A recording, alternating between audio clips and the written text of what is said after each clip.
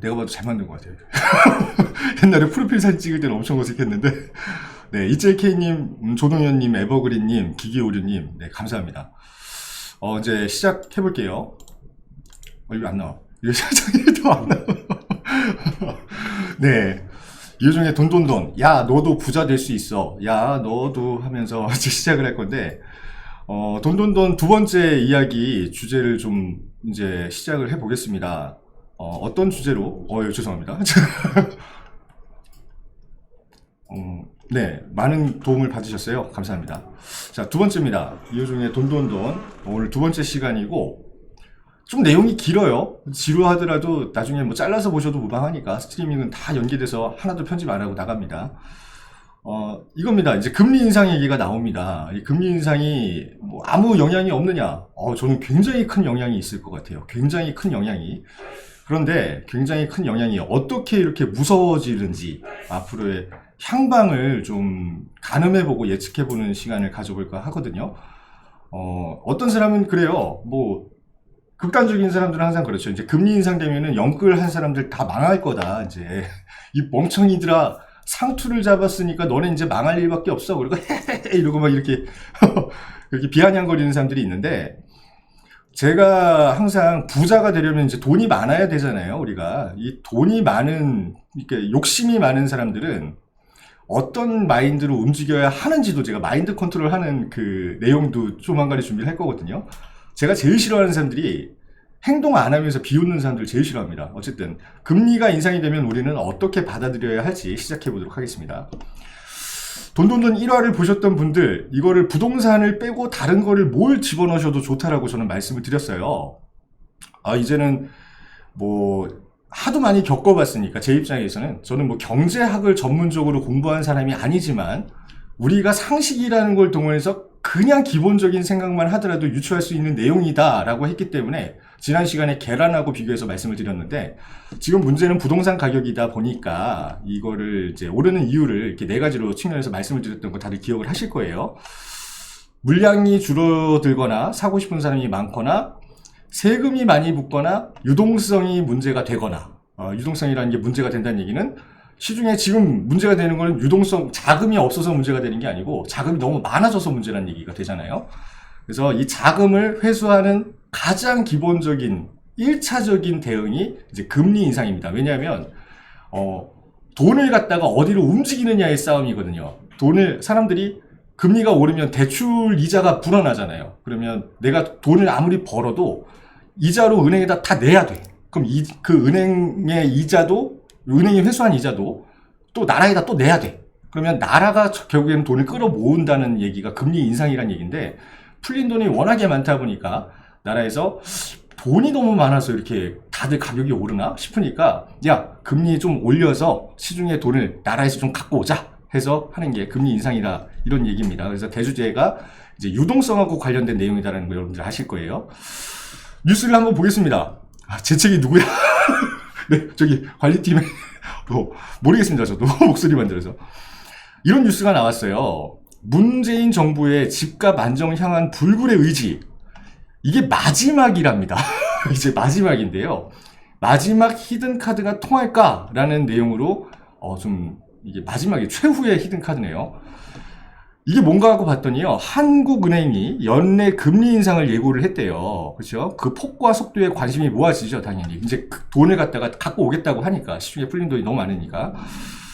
맞습니다. 부동산과 증시, 이 증시도 똑같아요. 이 증권장도, 시장도 금리가 올라가면 이제 부담이 커지니까, 내가 소액으로 주식을 한번 해볼까 했던 사람들이 아이고 이자 내기 바빠 죽겠는데 이러면서 이제 주식을 못하게 되는 상황이 일어날 수도 있잖아요. 그래서 민감하게 움직인다라는 내용입니다. 그런데도 불구하고 일각에서는 경제 펀더멘털이라는 게 이제 내구성이에요. 우리가 지금 시장이 정상적인 시장이 아니라 너무 이게 변동이 크고 좀 불안불안하다 보니까 금리를 급격하게 올리면 문제가 될 수도 있으니, 기준금리를 빠르게 굉장히 많이 한꺼번에 올리지는 못할 거고, 시장에서 통상적으로 이제 얘기하는 거는 0.25%에서 0.5% 정도 금리를 올려서 돈을 좀 끌어당기지 않을까. 그 양이 얼마나 될지 굉장히 궁금하죠.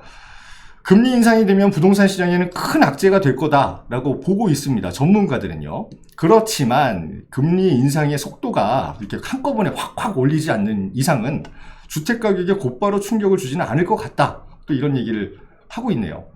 아파트 가격은 2배 이상 올랐으니 현실적으로 뭐 이거를 갖다가 잡으려면 우선 시중에 풀린 돈을 마지막으로 이제 끌어당기는 게 안정을 좀 도모할 수 있는 계기가 아닌가, 이런 절박한 심정에서 금리 인상 카드까지 나온 게 아니냐라는 게 이 뉴스의 골자인 것 같아요.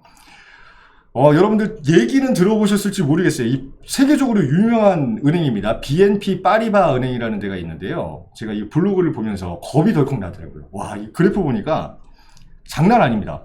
대출 금리라는 거는 이제 기준금리랑은 다르죠. 시장금리를 얘기하는 겁니다. 그러니까 기준금리가 0.25% 정도 인상을 하면 시장에서는 그 0.25%를 내야 되고, 그거에 따라서 회수한 돈을 갖다가 또 어떻게 활용을 해야 되기 때문에 기준금리를 0.5에서 1%까지 올릴 수가 있어요. 시장금리를. 그래서 최악의 상황으로 본 거예요. 이제 금리를 올리겠다고 하니까. 만약에 시중은행이 변동금리 상황에서 1% 정도 금리를 인상을 시켰을 때, 우리가 살고 있는 세상에서 가계대출은 이제 가게마다 쓰는 대출이니까 이 대출 이자가 얼마만큼 늘어나는지 한번 본 거예요. 예측을 해본 겁니다. 시중에 대출금을 이제 이자를 내야 되는데 대출 이자가 1%가 올라가면 얼마만큼 더 부담이 되느냐. 야, 이게 11조 8천억의 이자가 더 발생을 한대요. 11조 8천억. 엄청난 숫자입니다. 이게, 야, 이거 11조 8천억이나 내야 돼요. 그래서 보니까 분위별로 봤어요. 1분이면은 이제 하위 소득 20%가 1분이에요. 하위 소득 20에서 49간이 2분이, 이렇게 보시면 됩니다. 1분위는 상대적으로 대출이 적겠죠. 소득이 적으니까 그에 맞춰서 이제 대출을 해주니까. 1분위가 그래도 5천억 원, 2분위가 1조 1천억, 3분위가 2조, 4분위는 3조, 5분위가 되면 5조 2천억의 이자를 추가로 부담해야 된답니다. 그러면 이게 2%가 올라가면 1분위는 1조, 2분위 2조, 3분위 4조, 배수로 올라가죠. 4분위 6조, 5분위가 10조가 넘는 대출 이자를 내야 된대요.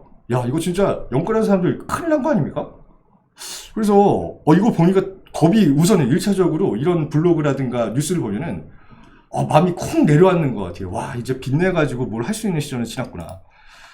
그래서 이런 거를 저도 보면서 심쿵을 하는데, 뭐 이러는데, 이거 일반인들이 보는 시장, 그러니까 지금 유튜브를 보시는 분들 입장에서는 더 공포스러울 수가 있어서, 한번 금리 인상이 실질적으로 되면 이 가구당 얼마만큼의 지출이 더 일어나는지를 제가 통계표로 한번 알아봤어요. 저 또 이런 건 열심히 합니다. 또 계산기 갖다가 계산도 잘 못하는데, 이게 조 단위, 이거 1000억 단위 넘어가면 계산기에 표시가 다 안 되거든요. 에러라고 뜨면서.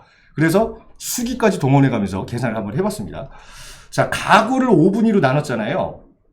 5분위면은 어쨌든 상위 20%, 하위 20% 이렇게 구분을 지어놨다는 얘기인데, 그래서 총 가구 수를 5등분을 하면 이제 5분위가 나올 것 같아서 제가 통계표에서 우리나라의 총 가구가 얼마나 되는지 우선 알아봤어요. 총 가구 보니까 인구가 5천만 명인데요. 애를 많이 안 낳나 보더라고요. 보니까 1인 가구도 워낙에 많고 2057만 3060 가구가 있습니다. 2021년 현재. 그래서 이거를 5분위로 나눠봤어요. 나누기 5를 하니까 이것까지는 계산이 좀 쉬웠습니다. 각 분위당 411만 4612가구씩이 배정이 됩니다. 풀버전은 노란 딱지가 붙어서 안 된다고요, 저희가? 아니, 이거는 아니죠. 돈 얘기하시는 거 아니죠? 그래서 1% BNP 파리바에서 예상했던 것처럼 1%의 금리가 올랐다라고 가정했을 때 1년에 이자가 얼마만큼 더 증가가 되는지를 또 그 분위의 1가구 소득으로 다 나눠봤어요. 1가구당 대출 이자로. 자, 연평균입니다. 1년에 1%가 더 지금보다 증가한다고 했을 때 얼마만큼의, 아까 전에 5천억이라 그랬잖아요. 1분위. 그리고 5분위 같은 경우는 5조 2천억이라고 했으니까 5조 넘었었죠. 그래서 그거를 한 가구당으로 다 쪼개봤어요. 얼마씩 더 이자를 내는가. 총액을 그냥 쪼개본 겁니다. 봤더니 1분위는 1년에 12만 1,518원이네요. 예? 1년에 12만 1,518원이요? 2분위는 1년에 26만 7,340원. 이거 그냥 보이는 대로입니다. 3분위는 48만 6천원. 4분위는 72만 9천원. 5분위는 126만 3,700원. 이거 생각만큼 이렇게 많은 숫자라고 느껴지진 않네요. 이게 1년이니까 한 달에 내야 될 이자는 여기서 12를 나누면 되겠네요. 그러면 1분위는 12,000원? 만원? 2분위는 2만원? 2만 한 2천원? 3천원? 뭐 이렇게 계산이 됩니다. 그래서 한 달에 나가는 이자가 와 이거 부채 총액을 갖다가 다 계산을 해가지고 평균을 나눠봤더니 요거밖에 안 되더라. 5분위 같은 경우는 저희가 체감하기에 좀 와닿죠. 1년에 10만원씩을 더 한 달에 10만원씩을 더 내야 되니까. 그래서 이게 숫자가 맞나 싶어가지고 저도 의아했는데 어쨌든 뭐 그렇다고 하니 계산을 그래 해본 겁니다. 그래서 이 금리가 인상이 될 거잖아요. 이제 올해 말 전에, 그러니까 올해 안에 한 번을 인상을 할지 두 번에 걸쳐서 인상을 할지 그걸 재보고 있긴 한데 급격하게 인상을 하면 타격이 있을 거다라고 얘기를 했으니까 올해 안에는 한 번 정도 인상을 할 거라고 저는 감히 한번 예상을 해보는데 좋습니다. 올해 안에 1% 시장 금리가 인상이 됐을 때 자, 앞서서 보셨던 거 있잖아요. 여기서 우리가 이제 놓친 게 요 부분이에요. 그러니까 1년에 12만 원이 늘어난다라고 하는 거는 이제 이자가 앞으로 늘어날 양을 이제 계산을 한 거고요. 여기 위에 보면은 경상소득이라는 게 있어요. 경상소득. 좀 크게 보여드릴까요? 경상소득이라는 게 있는데요. 이게 각 분위별 1년에 평균으로 벌어들이는 소득입니다. 1270만 원을 1278만 원을 하위 20% 이제 가구가 벌어들이는 돈이고요. 2분위는 2805만 원, 3분위는 4700만 원 정도. 그러니까 상위 이제 40% 구간으로 올라가면 80% 이게 40% 구간으로 올라가면 7100만 원씩 번대요. 많이 버네요. 그리고 상위 20% 구간의 가구당 수익은 1억 3847만 원씩이나 되는데 이자는 요만큼씩 늘어나더라라는 얘기가 될 것 같아요. 그래서 이거를 1년에 이자가 그러니까 우리가 갚아야 될 돈도 위에 나오거든요. 갚아야 될 돈. 자, 원리금 상환액 1년 동안 내가 벌어들인 소득은 1278만 원이에요. 하위 20%가. 1년 동안 이자랑 원금을 갚아야 되는 건 637만 원이에요. 와, 이거 엄청난 숫자 아닙니까? 밑에 보면은 분위별로 윗등급으로 올라가면 올라갈수록 이 비율이 점점 낮아지는데, 자, 2,805만 원을 법니다. 그리고 이자랑 원금을 848만 원을 평균 갚아요. 확 떨어졌죠. 비율로 따지면. 4,700만 원을 벌고 1,300만 원을 갚습니다. 자, 7,100만 원을 벌고 2,000만 원 갚고 1억 3천 벌고 3천만 원을 갚아요.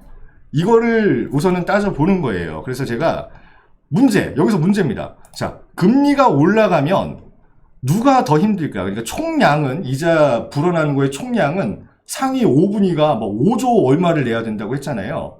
그런데 이거를 우리가 착시라고 하잖아요. 소득 대비해서 대출 상환액 비율을 따져봤어요. 원리금 대출 상환액을. 내 벌어들이는 거에서 얼마만큼 더 부담이 되느냐. 1% 금리가 올라가면. 자, 하위 20%를 보니까요.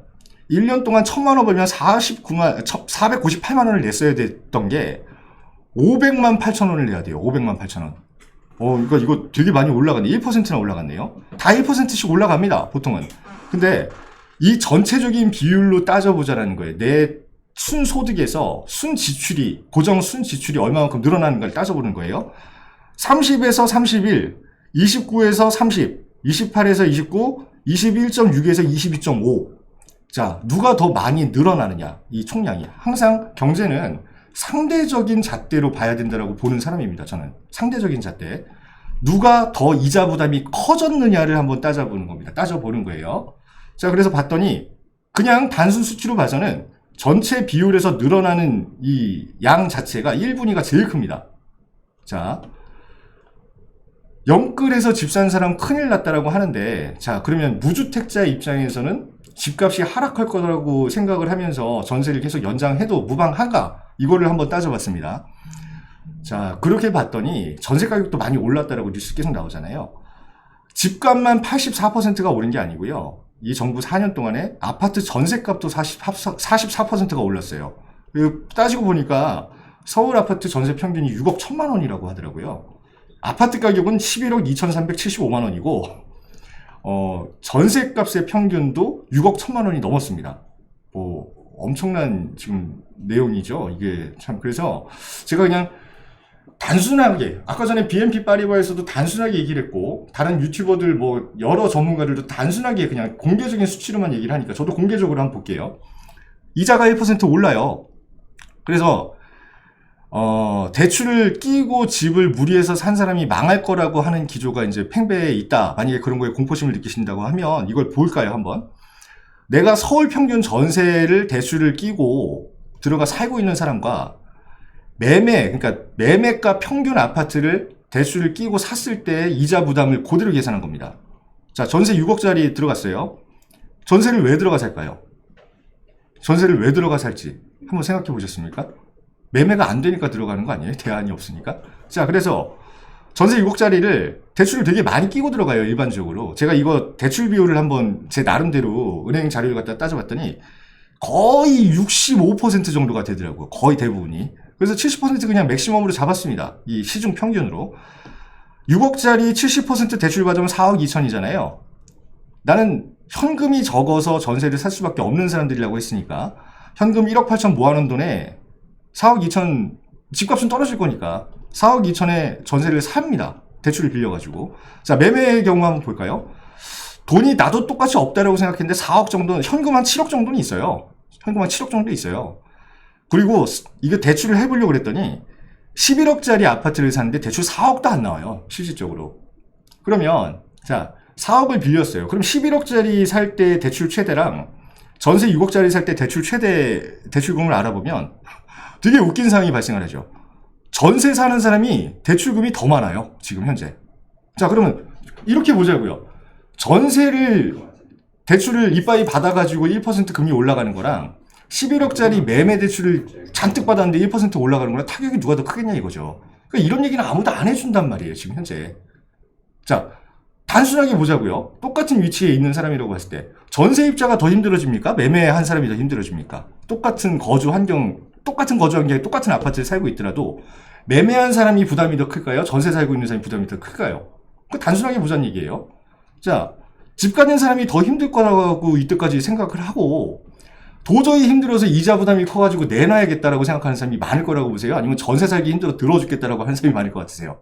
저는 후자라고 봅니다. 전세 살기 들어와서 대출이자 감당이 힘들어서. 왜? 이건 여기서 나옵니다. 현금을 1억 8천 가지고 집을 구하는 사람이랑 현금 7억을 쥐고 집을 구하는 사람이랑 마인드가 같을 수가 없다는 얘기예요. 그러니까 무주택자들이 집값이 떨어지길 기다리는 것 자체가 아이러니한 상황 아니겠습니까? 금리가 올라가면 집값이 떨어진다? 와, 저는 이게 재앙이라고 봐요. 진짜로. 왜? 없는 사람 집 사기 더 힘들어지는 거니까. 나한테 더 많은 대출이 있는데 내가 벌어들이는 돈 대비해서 비율은 내가 훨씬 더 많은데 부자들을 걱정하고 있단 말이에요, 우리가. 그러니까 이런 웃기는 상황이 발생을 하는 거예요. 자, 이때까지는 금리에 대해서 알아봤어요. 자, 금리가 1% 오르면 누가 더 힘들 것 같은지는 여러분의 판단에 맡기겠습니다. 자, 없는 사람이 월세 살고 전세 살면서 있는 사람이 대출 때문에 허덕이면서 집을 내놓을 거다라고 하는 거는 어떻게 될지 저는 이때까지 자료를 통해서 그냥 말씀을 드렸는데 판단은 여러분께서 하시는 거예요.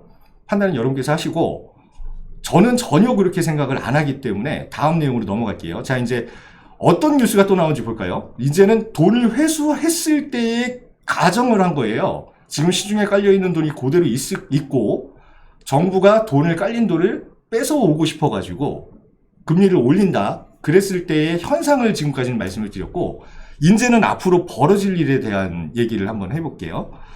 금리를 올리면 뭐합니까? 제가 말씀드렸잖아요. 금리를 올린 거는 대출 이자에 부담을 준다라는 개념보다는 시중에 돌아다니는 돈을 갖다가 회수하겠다는 개념인데 보세요. 정부는 뭐 한다고요? 계속 돈을 또 푼대요. 그러니까 정부는 계속 돈을 푼대요. 고경복님, 누가 1억 8천 가지고 6억 전세를 사냐고요? 그러면 6억 전세 누가 삽니까? 6억 전세 누가 사는지 아시는 분? 저는 되게 많이 봤는데 6억 전세 사는 사람? 그거 뭐 어떤 생각을 하고 계시는지 모르겠지만 본인이 그렇게 안 사신다고 그래서 일반화를 시키지 마셨으면 좋겠습니다. 서울의 아파트를 살고 싶어 하는 사람의 수요를 무시하시는 내용은 뭐 저는 이해를 못하니까. 자, 한국은행은 시중에 깔려있는 돈을 회수를 해야 이 넘치는 유동성이 한쪽으로 몰리는 걸 방지할 수 있다라고 생각을 하면서 금리를 인상하려고 하는데 정부는 시중에 돈을 또 계속 푸는 정책을 지금 예고하고 있어요. 이게 무슨 내용일까요? 아까 전에 저희가 BNP 파리바 한번 자료 볼까요? 자, 11조 8천억 원을 1%가 올라가면 대출금리가 회수를 할 수가 있대요. 근데 지금 얘기하는 건 뭘까요? 세수를 재원으로 해서 20조에서 30조 원을 더 푼대요, 시장에. 그러니까 시장에 더 푼대요. 그러니까 돈을 11조 5천억을 회수하겠다라고 지금 예고를 하는 건데 추석 전후를 해서 2, 30조를 푼다는 얘기예요.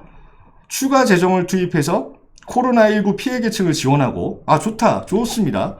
경기 회복 발판을 마련해서 또 유동성을 발생시키겠다는 얘기입니다. 4%대 성장률을 기어코 이루겠다라는 목적이 있답니다. 내년에도요, 확장적 재정 정책을 예고했는데 크게 보여드릴게요. 올해는 시중에 돈 풀린 게 정부 재정도 많이 풀렸잖아요. 슈퍼 예산이 우리가 500조를 기점으로 왔다 갔다 하는 게 기존 예산이었다고 하면 그냥 단순히 500조가 기준이라고 했을 때 58조 원을 더 푼 거예요, 시중에다가. 근데 내년에는요, 600조 원을 푼대요. 600조를. 와, 진짜 대단합니다. 초슈퍼 예산이래요. 한 번도 겪어보지 못한 예산입니다. 자, 코로나 백신이 접종 확대가 됐으니까 경기가 회복될 것 같다. 그러니까 이 사람도 무슨 얘기를 하는지 모르겠는 거예요, 저도. 계속 유지하는 것보다, 확장을 계속하는 것보단 금리를 더 인상시키고 지금은 좀 멈춰있는 게 좋은 거 아니냐라고 지금 의견을 주는 건데, 우선은 정부는 계속 돈을 풉니다. 그러니까 11조 2천억을 회수하고 20조 원, 30조 원 정도 되는 자금을 시장에다 더 유입시키겠다라고 지금 뉴스가 나온 거예요. 자, 금리, 그러니까 이거는 뭐라고 생각을 해야 됩니까? 자, 너한테 10만원씩, 이제 국민 여러분 10만원씩 드릴 건데요. 1년에 12만원씩 더 얻을 거예요. 돈을. 이제 그 얘기를 하는 거예요. 이번에 너무 힘드시니까 재난지원금으로 전 국민을 뭐 10만원씩 주든 20만원씩 주든 30만원씩 주든 쥐어드리고요. 금리를 올릴 거예요. 그러니까 1년에 뭐 12만원 정도는 저한테 또 주셔야 돼요. 이렇게 얘기를 하는 거예요. 자, 5차 재난지원금이 공식화됩니다. 공식화되고요. 자, 12만 5천 원인가 더 낼 거를 지금 예고를 하고 있어서 막 시장이 떨고 있다고 하잖아요. 추석 전에 1인당 지역 화폐를 지급을 할 건데 얼마가 되느냐? 인당, 여기 밑에 보시면 인당 25만 원에서 30만 원을 손에 쥐어주겠다는 얘기예요. 그러니까 이게 그러니까 저는 이게 이해가 안 가는 거예요. 시장 유동성을 이게 좀 누르기 위해서 금리를 인상한다고 하는데 그 전에 이거 누르고 회수하는 돈의 3배를 풀겠다는 거잖아. 그러니까 이게 무슨 이게 앞뒤가 안 맞는 얘기를 하는 거냐 이거죠. 이렇다고 해서 시중에 풀린 돈이 없어집니까? 이게 회수가 될까요? 더 푸는데. 그러니까 금리 인상이 재앙이에요. 근데 어떤 재앙이 일어날지 1차적으로 보여드렸던 거는 없는 사람한테 매해 이거 지불해야 되는 지출 비율을 늘리는 거죠. 1차적으로. 자, 그러면서 또 생색내기로 또 돈을 준다. 그래서 이거 뭐 누구한테 주고 말고는 저는 중요하지가 않습니다. 시중에 돈을 더 풀겠다는 얘기니까 우선은 그거 얘기입니다. 자, 정부발 이 골든벨 딸랑딸랑 울리면서 야 여러분들 돈 가져가세요. 내가 시원하게 쏩니다 하는 규모가 얼마나 되는지 볼게요. 자, 아까 전에 11조 2천억 회수한다고 그랬어요. 25만 원씩 1인당 일률적으로 다 책정을 해요. 선별 복지를 하느냐 아니면 전체 그냥 다 통합 복지를 하느냐 이거 가지고 그냥 싸우잖아요. 다 준대요. 다. 이 소득하고 관계없이. 자, 25만 원씩 주면은 5천만 명한테 주면요. 12조 5천억을 주겠다는 얘기. 한 번에. 좀 더 액수를 늘려볼까요? 30만 원씩 주는 것도 검토 중이니까 5천만 명한테 주면 15조 원을 푼대. 한 번에. 이걸 한 번에. 자, 이거를 3개월 안에 돌리래 또. 왜? 3개월이 지나면은 내 복지카드에 들어있는 돈이 사용이 안 돼요. 소멸되거든요.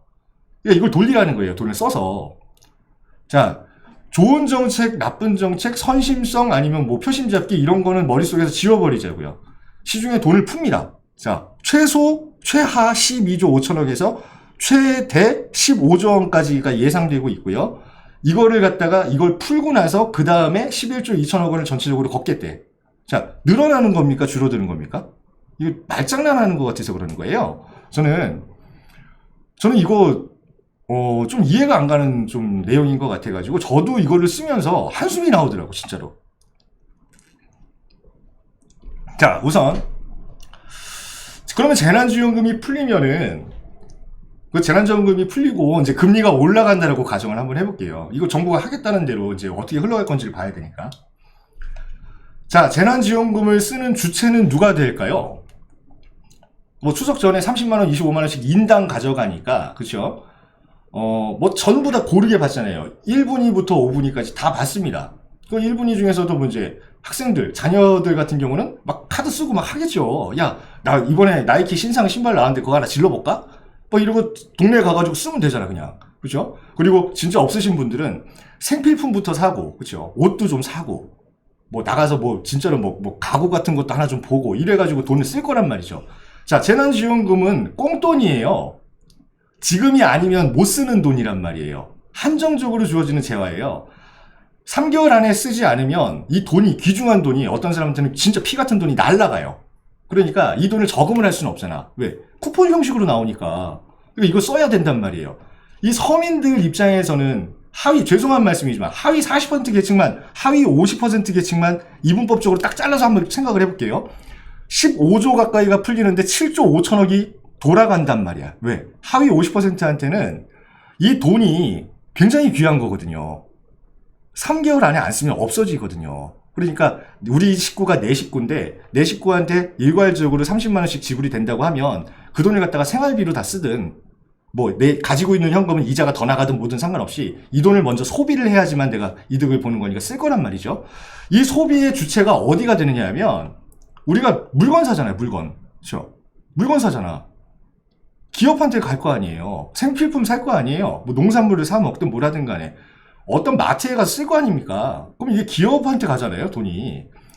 이거 가지고 내가 이거를 기업한테 쓰는 대신에 내가 기존에 쓰려고 모아놨던 현금을 갖다가 은행에 이자 낸단 말이에요. 혹은 예금을 하겠지, 여유가 있는 사람들은. 그쵸? 그러니까 30만원 어차피 써야 되는데 우선은 재난지원금으로 쓰자. 그리고 30만원 남네? 그럼 예금을 하든지 이자를 갚으면 되잖아요. 그럼 은행한테 가겠네. 그쵸?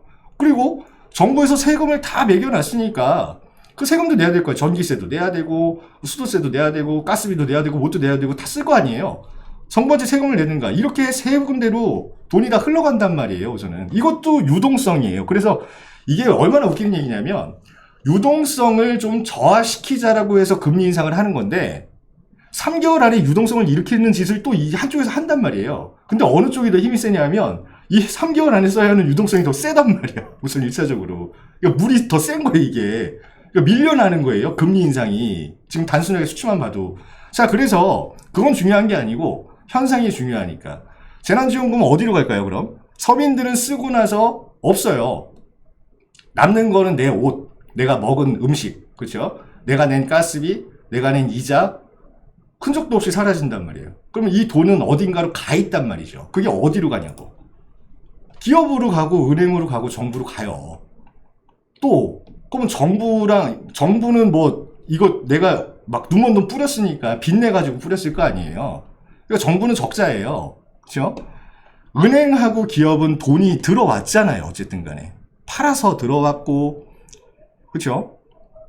뭘 만들어서 팔아가지고 다 들어온 거는 기업에다 쌓여 있을 거고, 은행은 이자 못 받던 거 좀 더 받을 수 있는 거고, 예금도 뭐 더 들어올 수 있는 거고, 이렇게 되니까 기업하고 은행은 돈을 더 많이 번 거고, 정부는 뭐 30조를 썼다 그러면 10조밖에 회수가 안 되는 거고, 그러니까 적자고, 이렇게 악순환이 계속 된단 말이에요.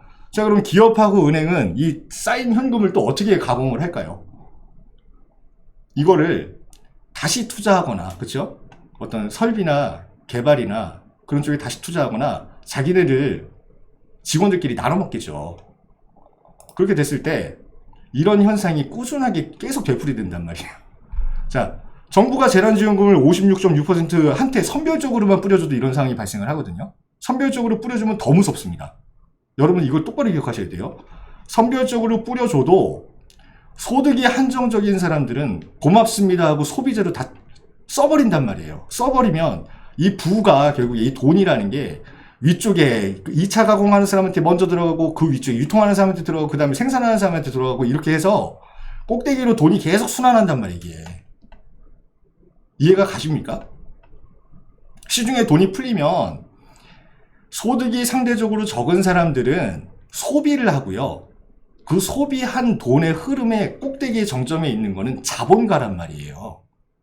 그럼 자본가는 또 돈이 쌓이네. 왜? 나는 저 사람들이 없어서 못 쓰면은 나 회사도 망하잖아요. 근데 저 사람들이 쓸 수 있게 정부에서 돈을 계속 준단 말이야. 그럼 나를 살리는 걸까요? 서민을 살리는 거야? 윈윈이죠. 근데 돈은 서민들은 써서 없어지는 거고 나는 팔아서 남기는 거란 말이에요. 그러니까 이게 경제학의 기본이란 말이에요. 경제학의 기본.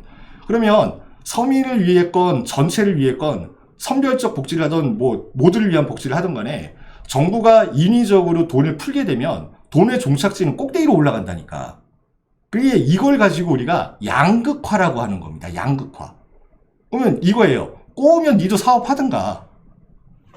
꼬우면 니도 사업을 하든가. 남들 좋아할 만한 사업을. 요새 유튜브, 저도 유튜브 찍잖아요. 유튜브 먹방 같은 거 하죠. 그 사람들이 한 달에 잘 나가는 사람들이 뭐 몇 억씩 벌어 간대요. 돈이 돈입니까, 그게? 그게 돈이에요. 몇 억씩 막 주는데 유튜브 하나만 찍어도. 이거를 그 사람이 막 굉장히 잘 찍어서 그런 것도 분명히 있겠죠. 돈이라는 게 그렇게 흔해졌기 때문에 무슨 이슈가 되고 상품화를 시킬 수 있는 게 있으면 돈이 막 들어간다는 얘기거든요, 그냥. 이걸 인플레이션이라고 하는 겁니다. 여러분들 이해가 가실지는 모르겠지만. 그래서 시중에 돈이 풀리면 결국에 돈의 흐름은요, 자력이 더 센 쪽으로 끌려간단 말이에요.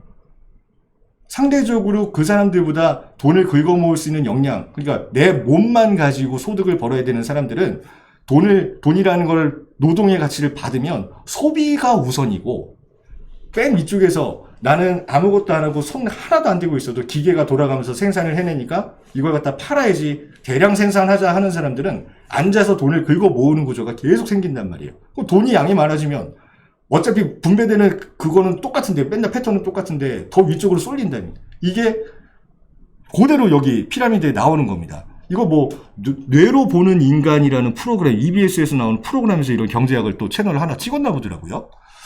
자, 그래서 이거를 보면 좀 느끼는 게 있으셨으면 좋겠어요. 이게 제가 양극화라고 했잖아요. 양극화. 이게 그대로 양극화 그림을 그려주는 거거든요. 자, $10,000 이하 소득 주체가 1년 소득 $10,000 미만이 56.6%나 지금 차지하는데, 이게 미국의 시장일 수도 있습니다. 이 사람들 56.6%의 인구가 재산을 차지하고 있는 비율은 15.5%예요. 아니네. 15.5%가 아니고 1.8%네요. 1.8%. 시중에 깔린 돈을 가지고 있는 비율이 1.8%예요. 자, $10,000에서 $100,000. 그러니까 우리나라로 치면은 연 1,000만 원에서 1억까지 버는 사람이 비율이 32.6%래요. 이 사람들이 시중에 깔린 돈을 가지고 있는 비율이 15.5%밖에 안 됩니다.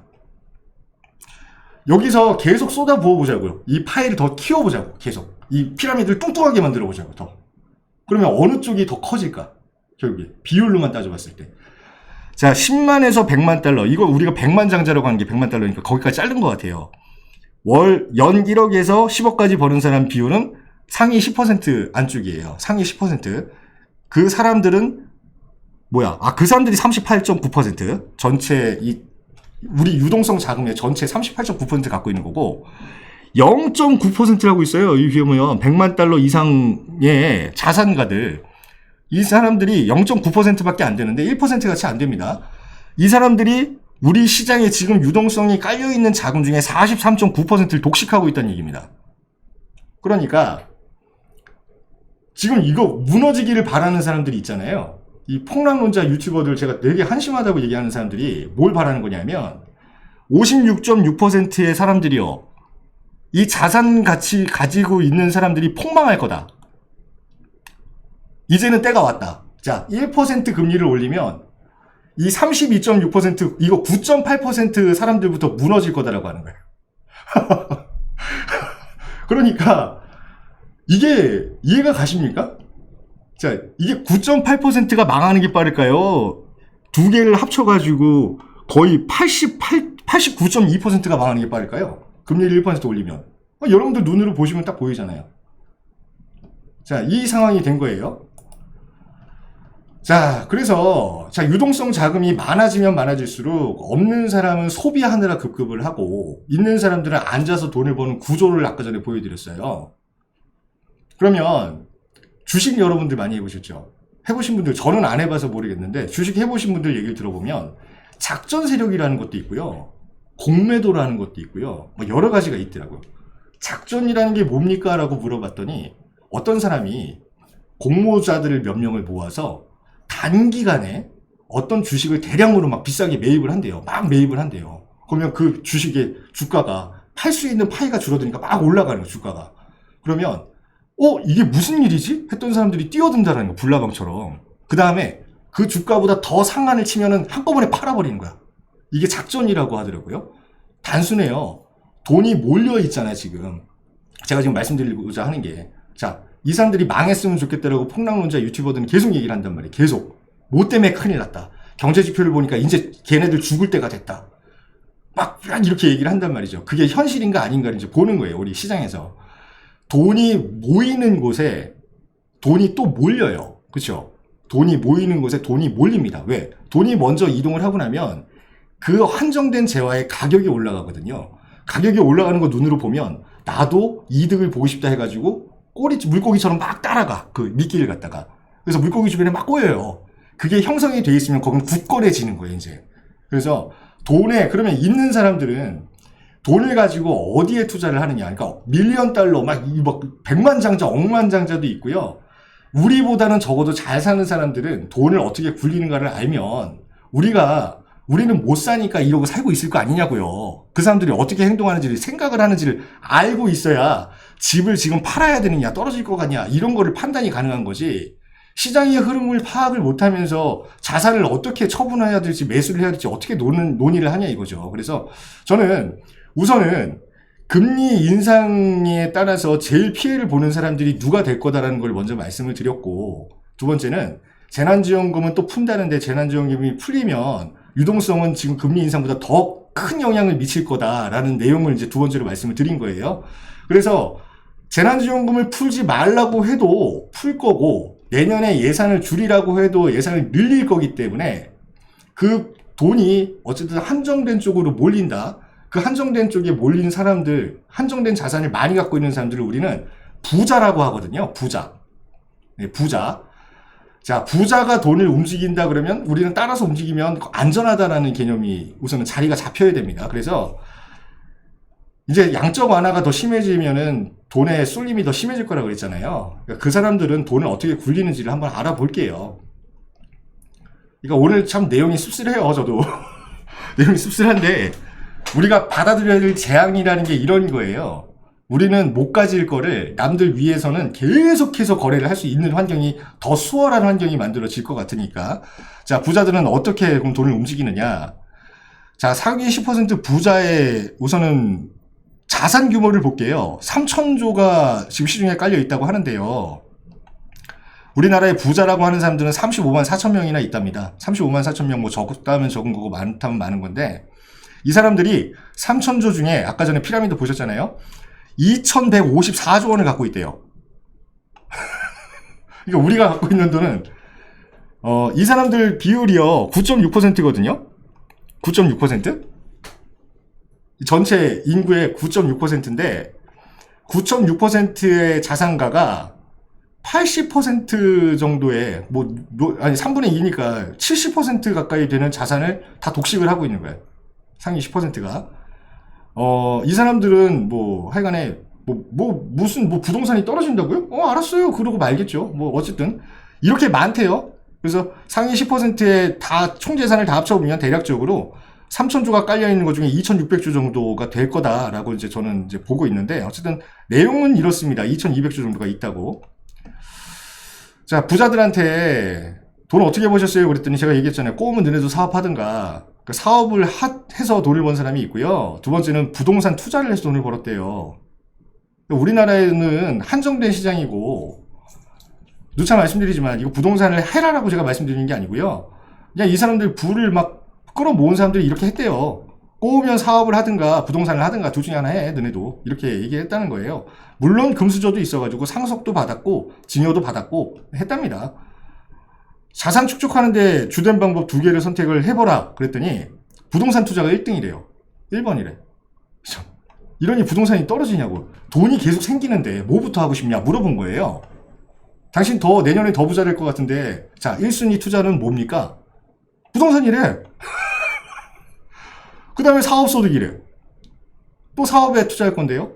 투자잖아요, 사업에 투자하는 것도. 자, 그 다음에 근로소득. 나 열심히 일해가지고 돈 더 벌 거고요. 금융 투자할 거고요. 뭐 이렇게 할 거랍니다. 자, 돈이 워낙에 많으니까 은행에다 넣을 필요가 없잖아요. 리스크를 하이 리스크 하이 리턴인데 내가 돈이 남아도는 게 돈인데 막 질러보면 되잖아, 그냥. 그래서 금융 투자도 많이 한대요. 주식도 하고, 그쵸, 펀드도 하고, 저축성 보험도 하고, 채권도 하고. 내년 이후에 더 심해진다는 얘기예요, 제가. 내년 이후에 이 가진 사람들 자산이 훨씬 더 많이 늘어날 거기 때문에 이 사람들이 돈을 어떻게 굴리는지 알면 따라가 보자고 한번. 자, 이렇게 장기적인 금융투자처로 주식을 보는 사람들이 굉장히 많답니다. 그리고 펀드가 그 다음을 잇고요.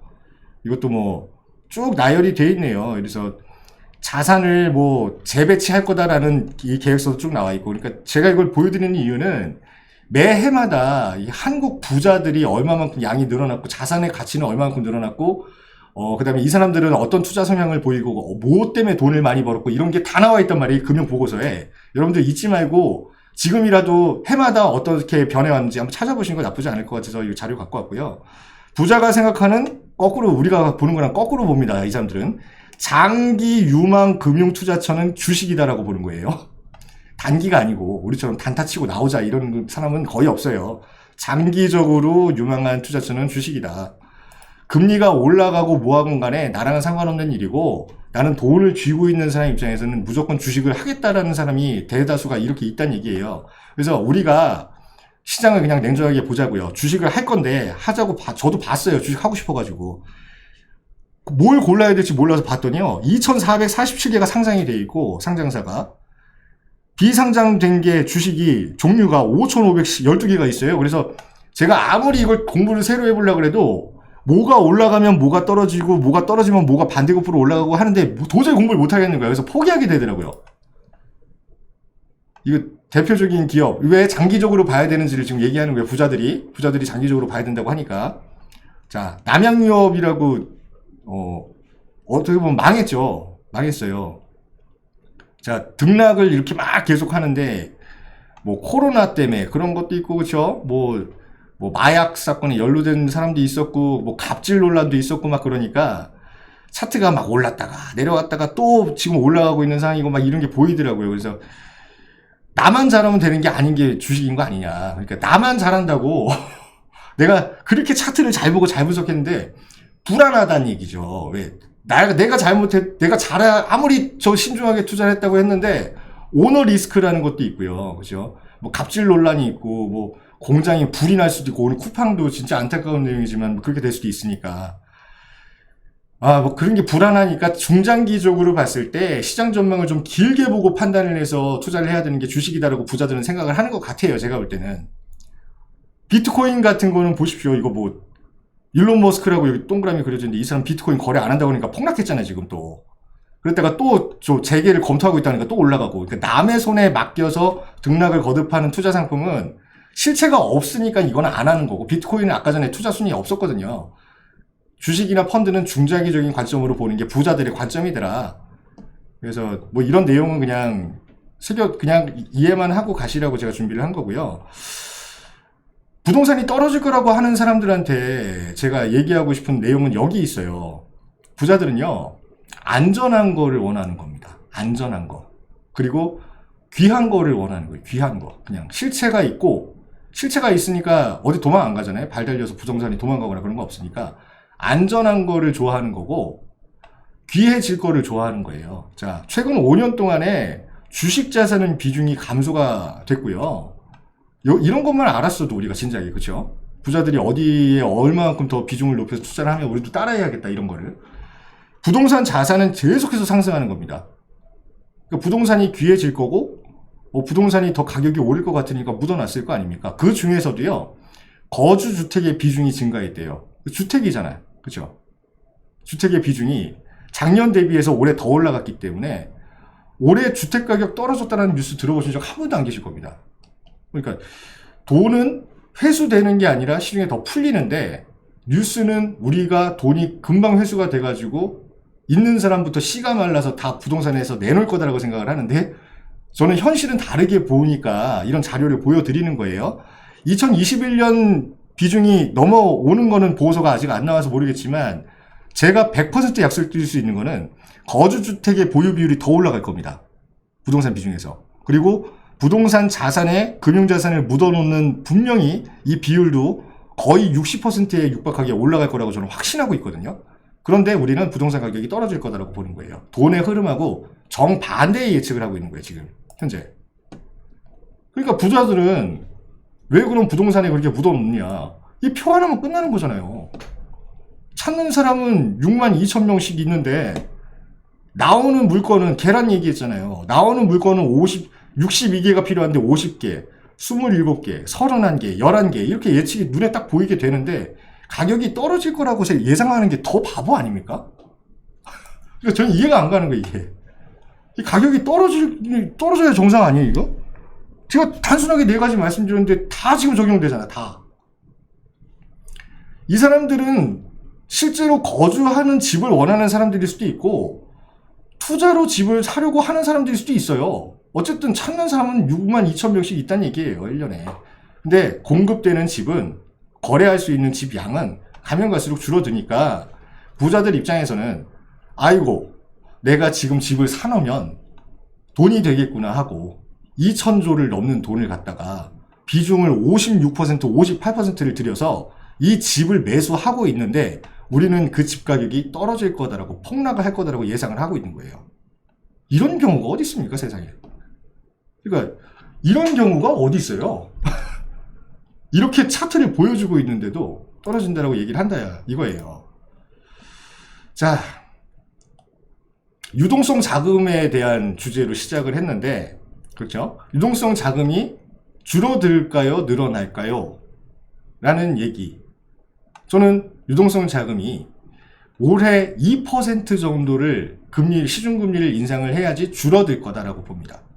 근데 올해 시중금리가 2%가 올라가면 제일 타격을 입는 사람은 누구다? 하위 20% 계층은 다 죽을 거예요, 아마. 당장. 재난지원금 뿌려서 올해는 살아남을 수 있겠죠. 내년까지 연기해두면. 내후년은. 제일 먼저 고사되는, 돈을 빨아들였을 때 제일 먼저 고사하는 사람들은 월세를 살고 있는 사람들부터 고사를 할 겁니다. 그 다음이 하위 40%, 그 다음이 중위, 그 다음이 상위 40%, 그 다음이 상위 20%. 왜? 돈이, 내구성이 어떻게 되느냐에 10배 이상의 차이가 나기 때문에 그렇습니다. 시중에 돈이 빠져나가면 집값이 떨어진다는 논리, 여러분들은 어떻게 생각하십니까? 시중에 돈이 오히려 많아진다라고 지금까지 뉴스를 보여드렸고 분석을 해드렸고요. 주택에 붙는 세금은 당분간 내려갈 기미가 안 보이죠. 1년 동안. 네. 주택을 사고 싶거나 사야 하는 인구는 멈춰 있을 가능성이 큽니다. 왜? 사고 싶은 사람은 많지만 살 수 있는 사람이 없기 때문에 그렇습니다. 되게 안타까운 얘기고, 이 부분에서 우리가 어떻게 움직여야 되는지를 유추를 해봐야 되는 거예요. 이제 고민을 해봐야 되는 겁니다. 매수할 수 있는 주택은 안 늘어납니다. 장담하건대요. 자, 가격이 내려가려면 지금은 요것만 해결을 할 거다라고 하는데 요것도 해결을 못하고 있고요. 시중에 풀린 돈도 해결을 못하고 있고, 나머지 세 가지 중에 어떤 것도 손을 못 댔기 때문에 네 번째 거를 하려고 그랬는데 아무것도 소용이 없다, 지금. 해당이 안 된다. 그러니까 금리가 인상이 되면은 집값이 떨어지나요? 라고 생각하는 사람들은 없어야 되는 게 정상입니다. 그렇죠. 제가 봤을 때 이거 그러니까 저도 이런 생각을 하고 있는데, 경제학을 공부했던 사람은 얼마나 똑똑한 거야. 그게 단순하게 수치로 봐도 나오잖아요. 나오는데 이해를 못 하더란 얘기죠. 믿고 싶은 것만 믿는 사람들이 많다 보니까. 어쨌든 돈이 시중에 풀리면요, 우리는 소비를 열심히 할 거고, 소비한 돈은 다시 자본가한테 흘러 들어갈 거고, 부자들의 숫자는 늘어날 거고, 부자들의 보유 자산은 더 많아질 거고, 부자들의 마인드는 달라지지 않고 부동산이 귀하니까 또 묻어놓을 거고, 그게 재건축이 될 수도 있고 재개발이 될 수도 있고, 기존의 신축 아파트가 될 수도 있습니다. 그게 올라가면 또 가격이 올라가고 또 공급은 안 되고 또 공급이 안 되고 경기가 언제까지 풀릴지 모르겠지만 금리를 올린다라고 하면서 또 재난지원금 풀고 슈퍼 예산 편성해서 50조를 올해보다 더 쏟아붓고 또 소비를 하고 또 부자한테 가고 부자들은 또 고리타분하게 부동산을 하는 게 좋겠다. 언제까지 할 것 같으세요? 내 가족 구성원마다 한 명씩은 집이 있을 때까지 거주주택에 대한 수요는 부자들의 수요는 꾸준할 것 같은데요. 저는 나 같아도 돈이 지금 시중에 200억이 있다 그러면 내가 강남의 아파트 아들 명의 딸 명의로 하나씩 다 해놓겠다. 그런 생각 안 드십니까? 가격이 떨어질 거다라는 거는 제가 볼 때는 100% 틀린 생각이다. 자, 9억 이하가 없어요 라는 뉴스가 나왔습니다. 자, 1월에서 5월 오늘 정오의 뉴스에서도 말씀을 드렸지만 이거 누가 사주는 거예요 하고 궁금한 분들 되게 많으실 거예요. 이거 누가 사요? 경기도에 대체. 그렇죠. 근데 사요. 삽니다. 돈이 많은 사람들은요. 아무렇지도 않아요. 아무렇지도 않게. 자, 서울을 떠난 실수요자들이 경기도로 또 몰려가죠. 서울의 집값이 비싸니까. 참. 경기도 아파트 매매값이요. 올해만 10.12%가 상승했고요. 서울이 떨어질 거다라고 예측했던 사람들은 보기 좋게 뒤통수를 맞았습니다. 5%밖에 안 올랐네요. 1월부터 5월까지. 자, 6월부터 12월까지의 동향 예측을 해보자면 얼마나 더 오를 것 같으십니까, 여러분들은? 또 한번 마지막으로 읽어보겠습니다. 정부는 계속 돈을 푼다는데 한국은행은 돈을 회수하겠다라는 뉴스입니다. 정부는 올해보다 42조 원이 넘는 돈을 또 시장에 푸는데 한국은행은 11조 8천억 원 이상을 회수를 못한다. 자, 뭐 하나 해결되는 게 있습니까? 여러분. 그러니까 저는 이게 재앙이라고 본다니까요. 왜? 없는 사람 입장에서는 집을 사기가 더 힘들어지기 때문입니다. 소득이 늘어나지 않는 이상은요. 대출금리가 더 올라갈 거잖아요. 가격도 올라갈 거잖아요. 대출 규제는 들어갈 거잖아요. 왜? 뭘 기준으로? 내 소득을 기준으로요. 언제 풀어주느냐? 언제 풀어줄 것 같으세요? 그거를? 집을 못 사게 하는 이 기조를. 이 와중에 서울에 공급을 하겠다라고 하는데 언제가 될지 그 뉴스는 좀 주목을 해서 봐야 될 것 같고요. 제가 앞으로 말씀드리고 있으니까 오늘도 막 중구난방으로 말씀을 드린 것 같은데 말씀드려야 할 얘기들이 너무 산더미 같아요. 그래서 여러분들이 그 산더미 같은 많은 생각을 먼저 그냥 말씀을 드리기 전에 뉴스에 대한 검증을 먼저 해보셔라 라는 측면에서 1편하고 2편을 제가 준비를 한 거거든요. 그러니까 뉴스에 대해서 우리는 어떻게 해석을 해야 되느냐, 그러니까 현실은 뭐냐. 진짜로 뉴스에서 얘기하는 것처럼 1%가 오르면 뭐 주택가격이 영향을 받을 것이다, 그 헤드라인 딱 걸고 끝나는 뉴스가 있는데, 그렇게 됐을 때 진짜 지금은 어떤 상황인지를 한번 알아보시라는 측면에서 이런 어설픈 내용으로 우선은 말씀을 드렸고요. 저는 내년 이후에 가격이 줄어들, 그러니까 내려갈 가능성은 지금으로서는 안 보인다라고 결론을 짓고 싶고, 여러분들께서 내 집이 꼭 필요하고 내가 자산을 가지고 있는데 유튜버들이 막 폭락한다고 하니까 불안하다라고 하시면 올해부터 그냥 푹 주무세요. 가지고 계신 분들은. 자, 어떤 지역에 어떤 아파트가 좋으냐라는 의문은 이제는 아무 의미가 없어진 것 같아요. 서울에 있는 주택이라는 거는 가격이 끊임없이 우상향할 만한 빌미를 오히려 정부에서 만들어주는 것 같고, 어쨌든 상위 5%, 10%가 움직이는 시장이 서울 아파트 시장이 됐다라고 인정을 하시면 됩니다. 내가 만약에 아파트가 없는 상황에서 매수를 하고자 하면 못해요. 가지고 있는 사람도 가지고 있으니까 그냥 어쩔 수 없이 그냥 가지고 있는 것 뿐이지, 새로 사고 싶어 하는 사람한테 이 아파트가 얼마나 동경의 대상인지 한 번쯤은 생각해 보셨으면 좋겠다, 가지고 계신 분들은. 그리고 시장은 10%가 움직이는 대로 흘러가지 절대로 하위 10%가 바라는 대로 흘러가지 않습니다. 헛된 꿈을 꾸고 어떻게 하면 부자가 될 수 있습니까? 라는 생각을 저한테 물어보실 만한 배짱을 가지고 문의 전화 궁금한 게 있으시면 주세요. 저 유튜브를 보고 전화 주신 분들한테는 제가 무료 상담 진행할 거니까요. 언제든지 보시면은 현재 상황을 정확하게 인지를 하시고 연락을 주시면 제가 시간 맞춰서 무료 상담 언제든지 도와드리도록 하겠습니다.